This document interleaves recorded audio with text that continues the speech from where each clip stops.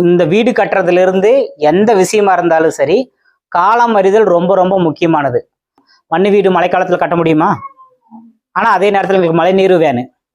இது ரெண்டையும் எப்படி நாங்க பண்றோம்னா சரியான பொழுதை தேர்ந்தெடுக்கிறோம். சரிங்களா? அப்படி பார்க்கும் பொழுது அப்ப இந்த பொழுது எது எது தீர்மானிக்குது அப்படின்னு பார்த்தோம்னா, நிலவு, பூமி, சூரியன், நம்மளை சுற்றியுள்ள 7 கோள்கள்.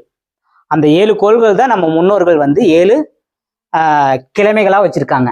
உதாரணத்துக்கு வெள்ளிக்கோள் வந்து நமக்கு பக்கத்துல வரும் பொழுது மழைப்பொழிவு அதிகமா இருக்கு. இப்ப வெள்ளிக்கோள் தான் அதிகமா இருக்கு.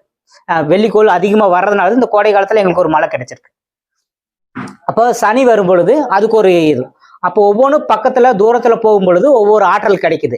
அந்த ஆற்றல்ல ஒரு தொகுப்பா வச்சு நமக்கு வந்து 7 கன்னிகள் அப்படின்னு சொல்லிட்டு 7 கன்னிமார் கேள்விப்பட்டிருக்கீங்களா?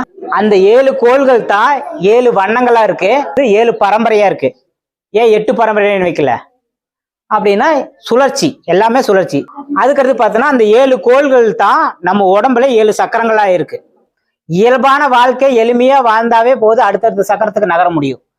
ஆனா நீங்க 24 கல்யாணம் பண்ணியிருக்கணும், 36 குழந்தை பெற்றிருக்கணும், 48 அவங்களுக்கு படிப்பெல்லாம் முடிச்சிருக்கணும், 60 இருக்கிற சொத்தெல்லாம் அவங்களுக்கு கொடுத்துட்டு நீங்க பொது வாழ்வியலுக்குள்ள வந்துடணும்.